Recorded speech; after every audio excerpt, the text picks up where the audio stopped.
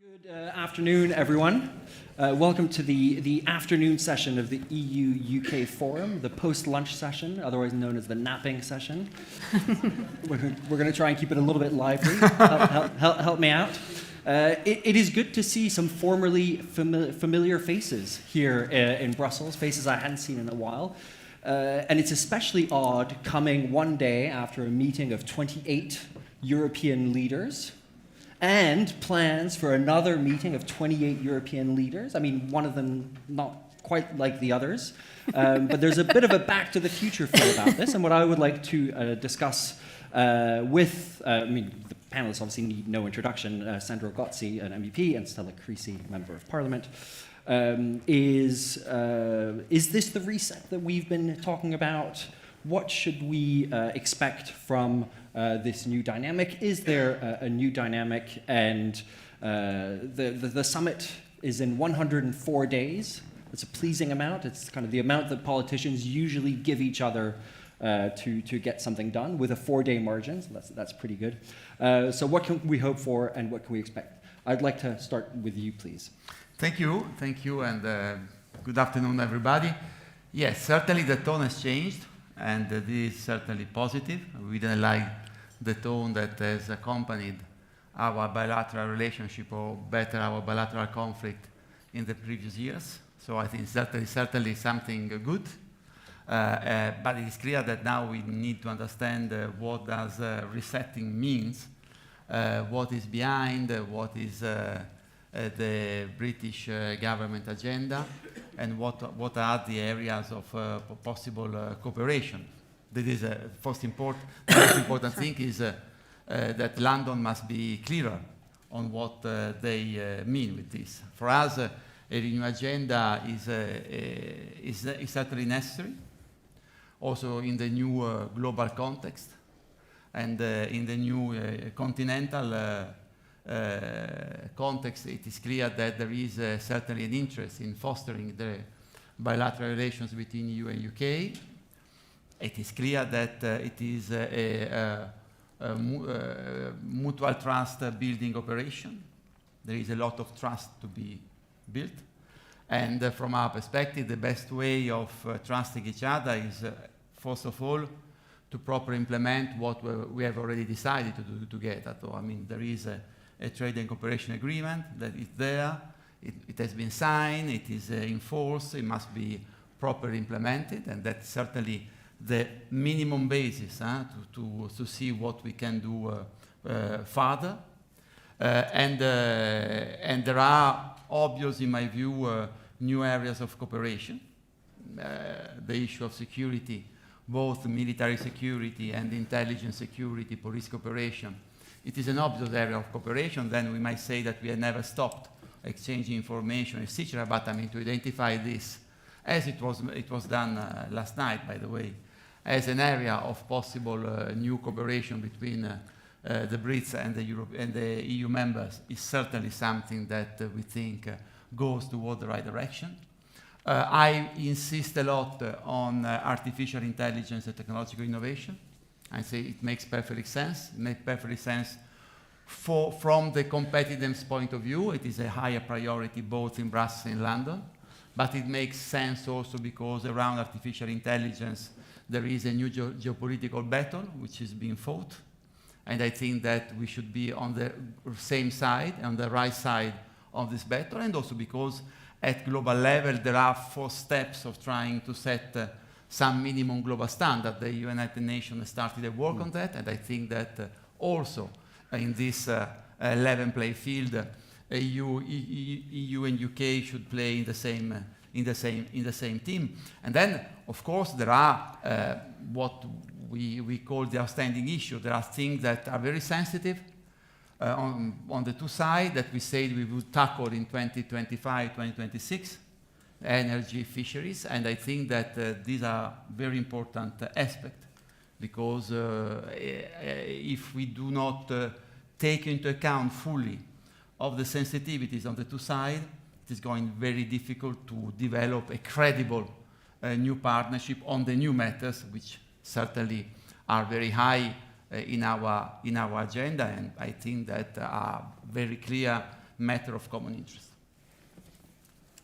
Same question to you. Thank you, Sunny. And it is a pleasure to be here. They say you can tell how important a politician is by how long it takes to organise to have them at your event. So had Paul had Keir Starmer here, it probably would have been, well, it takes at least a year or so, the organisation. You had Nick this morning, that's a good 6 months of running. But when Paul texted me yesterday and said, what are you doing tomorrow? I thought I'd be delighted, because I come first and foremost to recognise how far we have come, that actually things are being reset. It's not that long ago that we had a British Prime Minister who could not tell you whether the French were friend or foe. And indeed, if I have one political legacy, it's that I represent the community in the United Kingdom where the lettuce came from that actually managed to outlast. That lettuce was in Walthamstow in North East London. So if you come and visit, I hope you do, remember us as the lettuce country. We have come so far, but if we are honest, the scars cut deep of the last 10, 15 years of negotiation. And many people in this room will know that, because this is, for many of us, a reunion. We have lived and breathed this debate on both sides, so we recognise the pain that we need to move forward for. What does that therefore mean in terms of resetting? Well, you're starting to see it. You're starting to see, and I appreciate the work that Sandro has done, that commitment to talking, that commitment to being open about the challenges that we all face, whether it is defence, whether it is security, whether it is energy, and now increasingly whether it is trade. And I come today to encourage people to keep going on both sides, to recognise that the debates of 2016 and 2019 are not the ones that we need to be having, but the debate we need to have is about 2025 and the world in which we are living. The world in which, yes, we are seeing tariffs being reintroduced into trading conversations, creating destability for all of us. A world in which, inadvertently, President Putin may well be strengthened as a result. A world in which, finally, we might fragile see some peace in Israel-Palestine, but it needs all of our voices together to speak up for them. To be able to have those conversations, particularly on the reset, for me that means we also have to move beyond the language of 2016 and 2019, and indeed previous elections. So with the UK people, I've talked to them very much about the need to move on from talking about red lines. What we've seen in the last couple of weeks in the United Kingdom has been a recognition that there are many ways we could work together, whether it's the Pan-European Mediterranean Convention, whether it is around some form of youth mobility deal, and that must be part of the conversations that we have. But it is also about what more can be achieved, whether it is with our defence and our defence industries and how we support each other's security, whether it is on our climate, or indeed how we face emerging technologies like AI, that if we move away from those conversations that were dominated by red lines to one of mutual interests, I think there is much more to be gained. And the second half of that then is what's in it for our colleagues in Europe.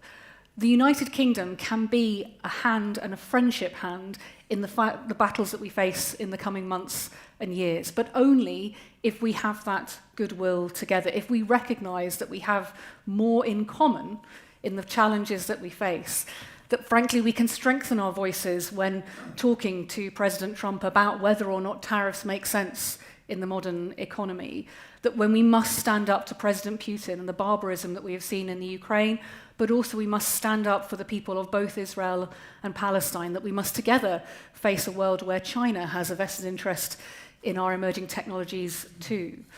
These are the areas that will define our world in 2025, 2026. The reset can be an opportunity for both sides to strengthen how we move forward, but only if we are having a conversation about our future, not our past. I know that is difficult, but I think in the last couple of weeks we've seen how committed both the United Kingdom government is and the European Commission is to finding a way forward.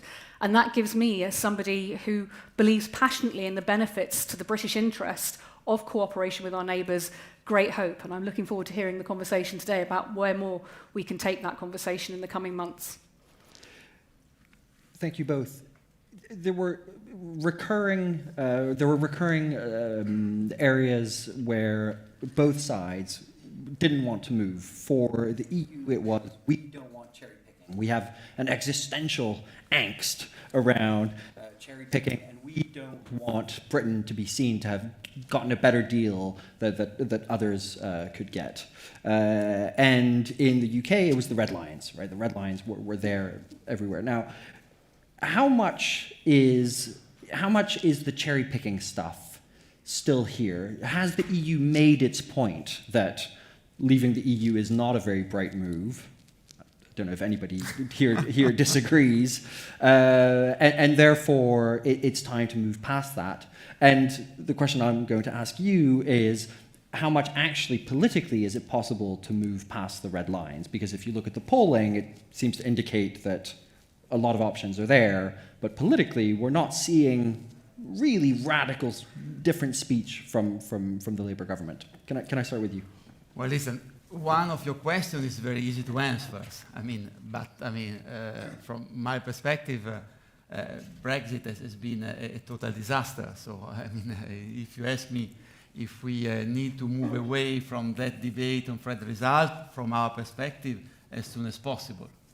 It is up to the British citizens to decide about their democratic choice. I just take stock of the situation. I looked at the promises that were made before the referendum, and I see that Britain is not more global than it used to be when it was a member of the European Union, that you got less trade agreement that you used to have when you were part of the European Union, that the only new trade agreement you had was Australia, which I think has an impact of 0.2% on your external trade.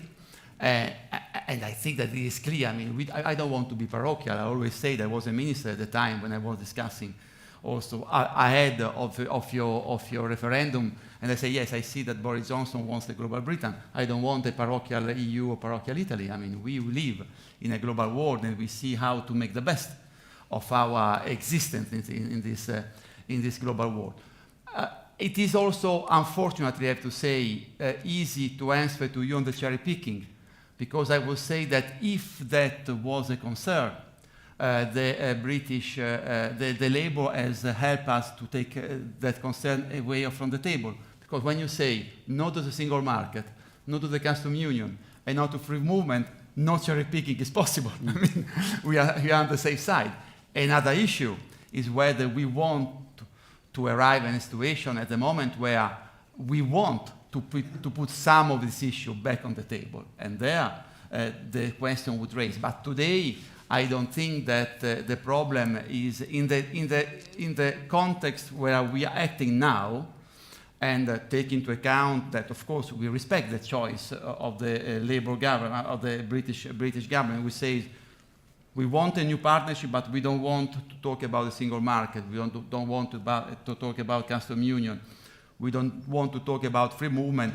There, the cherry-picking risk, I don't see it. What I see as an issue or as a challenge is what can be done within this context that can be meaningful, that can help to start the new relationship, and can help us probably to arrive at the end of another phase where we say, hey, are we sure that we really want to keep those red lines? Are you sure that your cherry-picking obsession is still valid in this new world? But we are not there yet.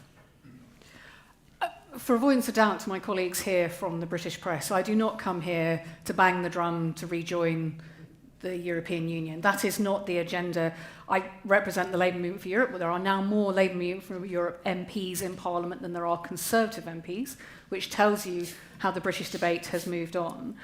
But what I do think is that we do need to move on from the conversations that we were having.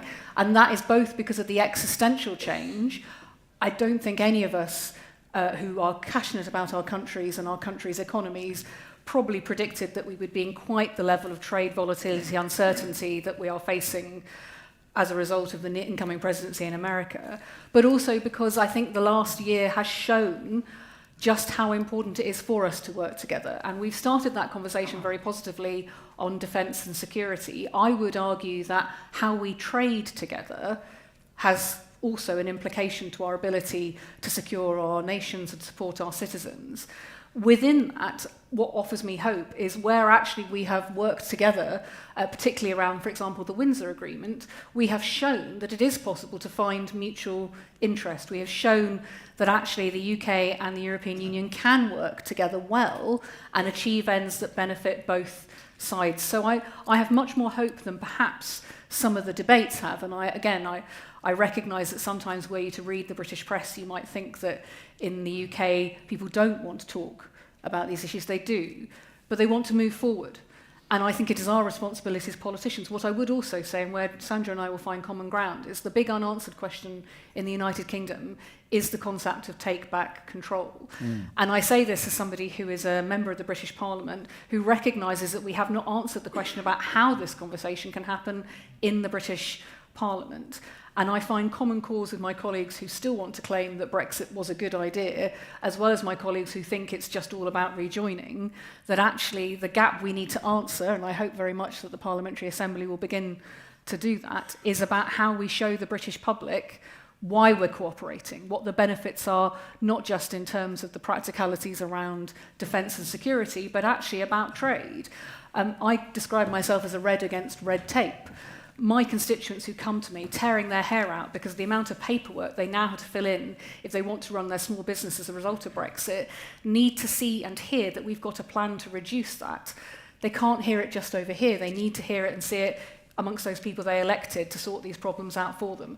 That is the big unanswered question, not whether there's a possibility of resetting our relationship. I have a slightly risky question to ask half an hour after lunch. It involves the PEM, which you mentioned. Yes. This is a thing that kind of came up. Yes. Can you tell us about it? Why does it matter? Why do we need to know more about it? In a nutshell, PEM is about paperwork. It is about the rules of origin requirements. We were part of the Pan-European Mediterranean Convention when we were part of the European Union. We left it as part of leaving the European Union, but actually it's bigger than the European Union. In a country that has some very strong supply chains, particularly around motor manufacturing, around chemical manufacturing, but also with our food supply chains, it makes sense to have a streamlined rules of origin requirement. Joining the Pan-European Mediterranean Convention again could help the United Kingdom do that. And we in the Labour Movement for Europe will take unashamed credit for being the nerds who've been talking about this in Parliament for some time now. Yeah. But it is very nerdy and it is basically about paperwork. Oh, yeah, with paperwork at 3 o'clock on a Tuesday. We didn't have lunch, so it's fine. We talk a lot about the new political direction in the UK. There's a new leader. There's a bit more continuation in Brussels. But can you give us a sense of where do you see that there's a new dynamic on the EU side, whether it's in Parliament, whether it's in the institutions, whether it's in the Council, towards a different kind of arrangement, a new dynamic with Britain? Well, certainly in the European Parliament. Certainly in the European Parliament, we have a strong interest in really starting to get the work done and starting to work together with our British colleagues from Westminster and to see how we can move ahead on shared priorities and on a new common agenda. I mean, we have already mentioned some issues. I think that the issue of youth opportunities is something on which we have a strong interest as European Parliament. And let me say why, and then I tell you how we see it. At least I see it. I mean, I hope I have support in the how from the European Parliament. Why? Because if we want, because after all, this partnership is an investment in a common future. That's what it is. We want to invest in a common future for UK and for the EU. And if you want to invest in a common future, it is clear that you have to make sure that the new generation know each other, meet each other, speak to each other. And this is the best way of doing this is to allow to provide new opportunities to young people from the EU and the UK to meet, to live experiences together.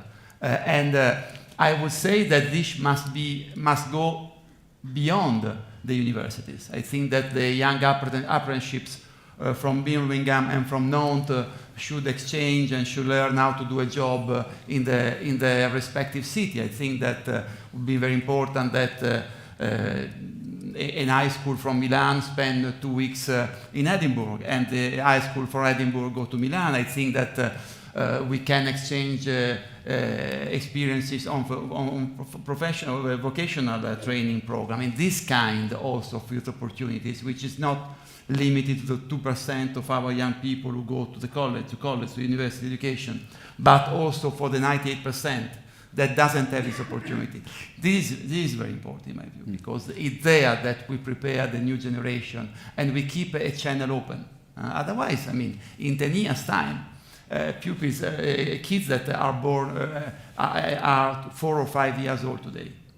In 10 years' time, they don't even remember that the UK used once upon a time. UK was a member, successful member of the European Union, and then in 2016, this is what would happen if we stop to exchange. And this is very important. And I think that on this, there is a strong interest on the European Parliament. There is a strong interest also on research, on developing, fostering our cooperation in the research sector. I already mentioned the artificial intelligence, but we want to use the political opportunities which is given by the first EU-UK summit on the 19th of May to try to give some political input, some, I don't say guidelines, but some political aspirations from the parliamentary side, and this is why we have decided to hold our first, in this term, partnership parliamentary meeting on the 6th, 17th and 18th of March, because we think that it's the right time, enough ahead of the EU-UK summit to try to provide some guidance, and I also think that we are a little bit freer compared to 10 Downing Street or the Berlaymont, to imagine a little bit what could be not only our future together, but the first concrete steps to put flesh on the bones to this resettle or renew agenda we are talking about. Yeah, youth mobility sounds great, but yes, but no, right? No. Yes, we in the Labour Movement for Europe would like to see a deal done. We don't think what was proposed last year would have worked. Very practically, it was talking about being able to go to one country. Actually, the benefits that Sandro is talking about, we think this needs to be about being able to travel and work. Sandro has already aged all of us in this room talking about 10-year-olds and not knowing that he goes, let me age myself even further. There was a time in the United Kingdom when we recognised through programmes like Auf Wiedersehen Pet that actually apprenticeship skills training came from the ability to travel for our members. So we, again, in the Labour Movement for Europe, have always advocated for a youth mobility deal. We think that requires the conversation to happen, and I hope on the Parliamentary Assembly we can have that conversation as well. But it has to be something that helps invest and inspire our young people who have not had those opportunities, not just those young people who might still have those opportunities. So I'm with you, Sandro, that the priority should be the apprenticeships and less the students. Very good. We had this summit yesterday. There's another one that's planned. It's not a coincidence that the conversations are happening around defense, because that's where the continent's focus is at the moment, and there's a geopolitical issue. The next summit is in May. By then, both the UK and Europe will have been through 7 or 8 rounds of US tariffs, no doubt, cancelled, reinstated. It's going to be fun. My question is maybe a bit provocative. Can we afford to talk about anything else other than these big geopolitical and defense questions? I mean, there was a slightly crazy quote. It was in the New York Times a couple of days ago saying, you know, when the UK and the EU talk, obviously, you know, the focus is on, you know, Ukraine and security and defense, but we're going to need to find a good agreement on fish as well. Now, to those of us who don't follow this, the fishery stuff, which is obviously very important, and I understand that this is an important industry and so on, but it seems a little bit sort of nutty that we could be having these youth mobility conversations or paperwork conversations and not be entirely focused just on the defense thing. No, I think that, as I say, this process must be based on 3 layers. The first layer is to get things done. What we have agreed must be done, must be implemented, and that is very important. You can say that the Trade and Cooperation Agreement was signed 5 years ago. That was another word, etc. But there are very useful things for both. And certainly it is very useful and beneficial to both to see that we can trust each other by implementing. And this is the first layer. I would say that it's not even a political issue. It is something for Whitehall and for the European Commission to make sure that is implemented. Then there is a second layer. And the second layer is to identify what are the biggest priorities. And obviously, in my view, it is obvious that security is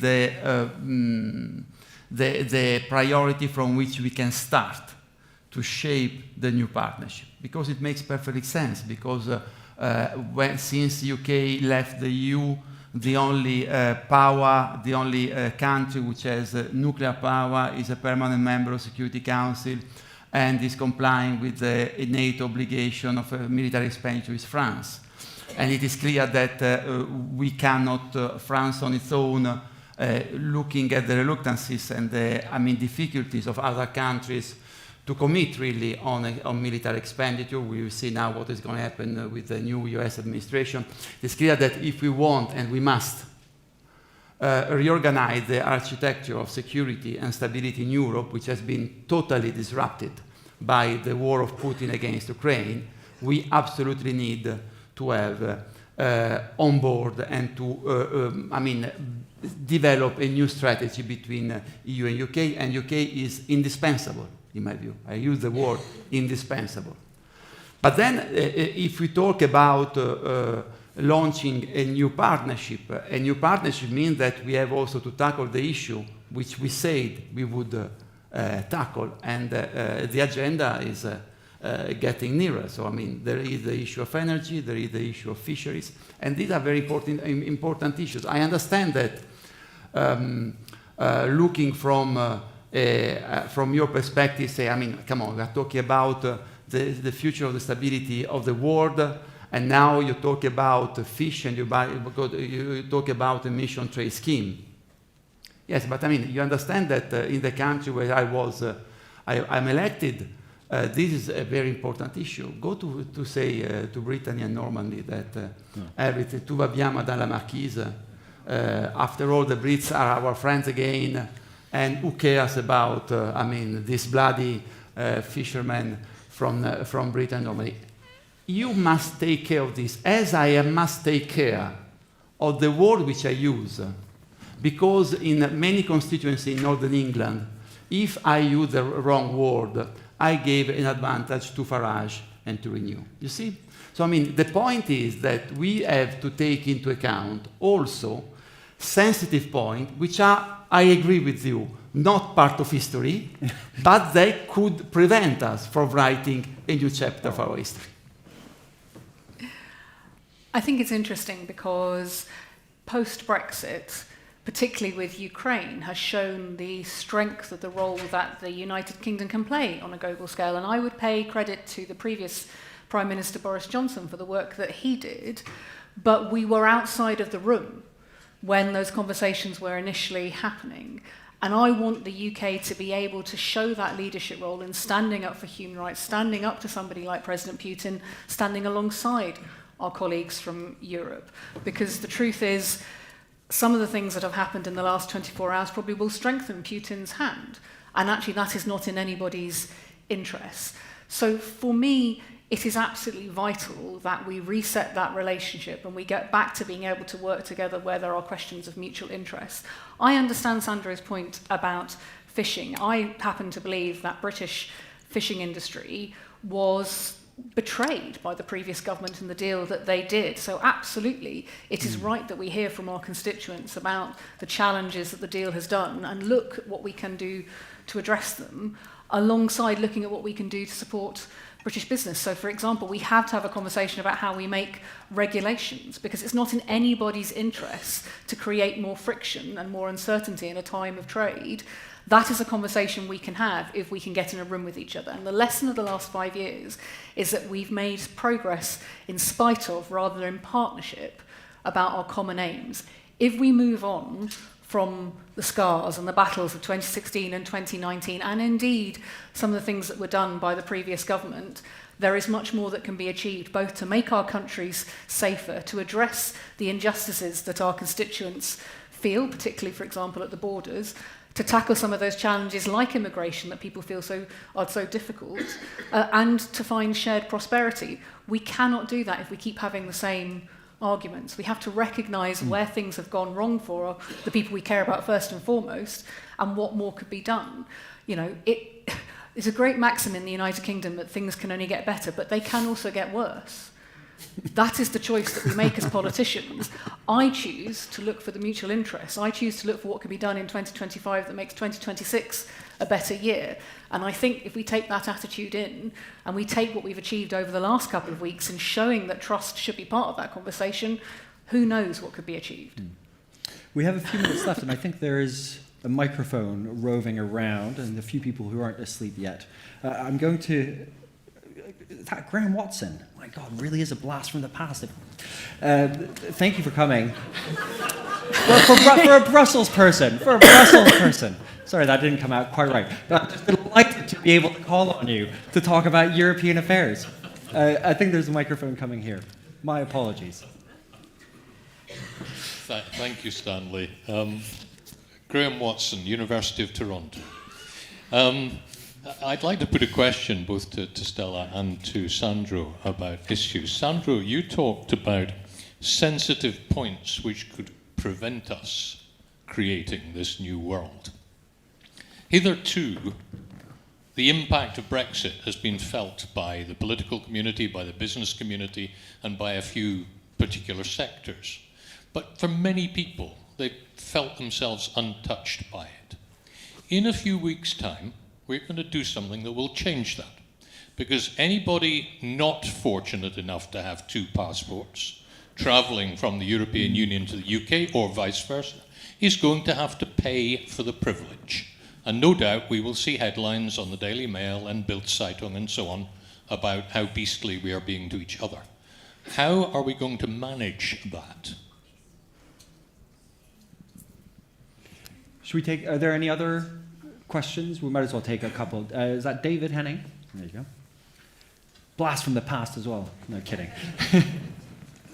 Thank you, Stanley, and for accusing me and various others of being old and around here for a long time. So I'm going to. So that was sort of the negative side. Let me take a more positive scenario and ask if the EU or the UK put a more constructive vision forward. So let's say somebody from the UK government giving a future speech like Nick gave today and says, actually, we want to do more, we want to align our regulations or whatever.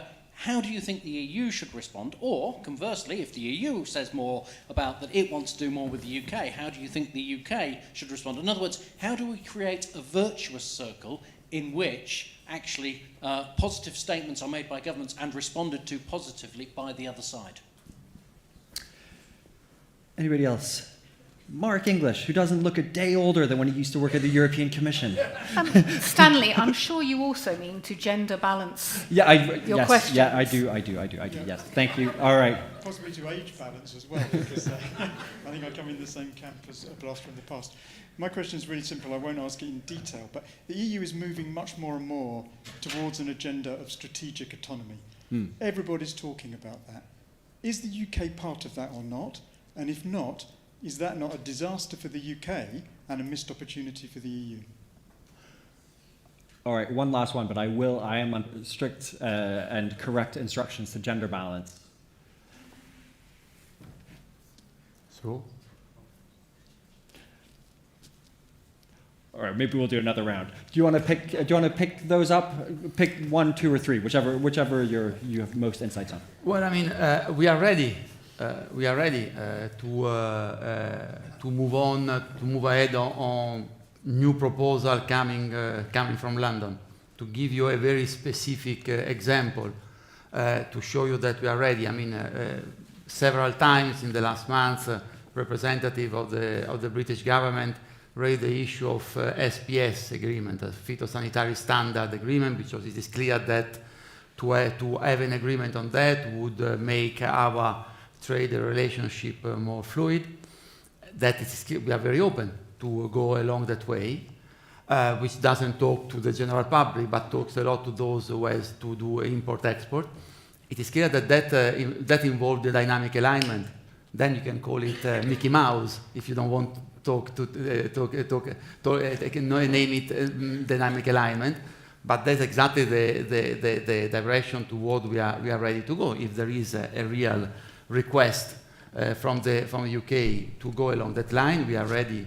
We're ready to go along that line. On the strategic autonomy, first of all, I hope that the UK shares the objective of strategic autonomy, because here we go beyond security, and that needs to be seen. I don't know what Keir Starmer said to his colleague from EU last night, but first of all, we have to see whether really UK share the concept of strategic autonomy, which means also to be able to act autonomously in areas, in situations where NATO and US do not have an interest to intervene, and means also to be less dependent on non-European producer on key defense materials. So first of all, the question is whether this vision is shared by UK, and then if it is shared, certainly there are many open questions to which I don't have the answer. How far UK will want to contribute to common European defense project? How far we are ready to go to open the European defense tender to a non-EU member state? Which, all this needs to be discussed, and certainly the summit of the 19th of May and the preparation of the summit could be a good occasion to start to have a serious talk about this. Graham, I would dispute your analysis that people haven't noticed. I think there was a concern about whether things were to do with the pandemic or to do with Brexit, but I get messages, and it's not just to do with the role that I play. I get constituents who are struggling to get hold of vital drugs for their children. I had one this week because of shortages. You get people who find travel harder. I've had businesses, it's the small and medium enterprises in the United Kingdom that have really felt the impact of all that paperwork, all that friction, and they are speaking up. The British Chamber of Commerce is doing a lot of work on this as well, the FSB. I think what the challenge is people don't know what is possible as a way forward if you recognise that rejoin is a 10-year treaty negotiation process. I think we've got 18 months as a salvage operation about the damage that Brexit is doing to businesses, to our communities, and that frankly, beyond that, whatever you do probably won't make much difference if you don't make progress in the next 18 months. I can't be starker than that. So my challenge, my priority is what can we do in the next 18 months? That's why the TCA matters. It's why it matters that Parliament is an integral part of all of that.